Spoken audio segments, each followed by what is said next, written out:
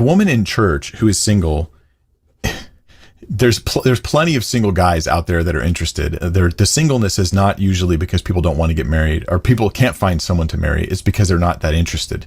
They're okay with singleness, right? That's more likely the case. But I don't think the case is that a woman is looking around going, there's not enough good men out there. The only good man I know has already got a wife. If only I could marry him and be his 14th bride, then all the women could have a good husband. And then you just have all these problems of all these men who are single because they're just not as attractive or not as whatever they are in that culture to get that many women. We don't have enough money, that sort of thing. So you just end up with the rich dude with lots of women and then a whole bunch of single men. That's what you'd really end up with. And it wouldn't protect women because those women aren't actually being loved and treated the way that they ought to be in a marriage.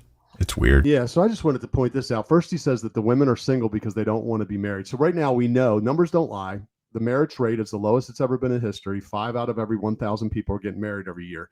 Now, that's an impossible situation for a Christian woman to be in because you're like, say, okay, don't have sex, but nobody's getting married anymore. So you're just like, okay, what am I supposed to do? So we wonder why they fornicate or they marry unbelievers because mathematically it's impossible with, 2 women to every man in the church in the United States. It's impossible for them to find a godly man under monogamy only.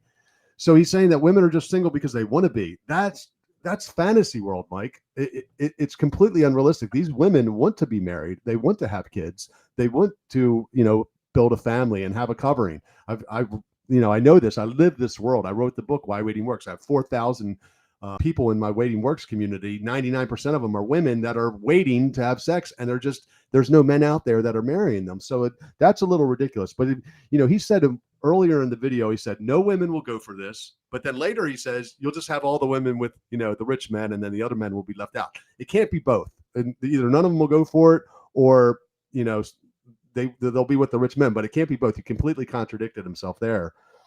But let the women choose. Why are we mandating it? Why are we doing this sexual socialism thing where we're saying, hold on, wait, some men won't get some, which biblical polygyny is basically God's way of making sure that every woman gets a husband.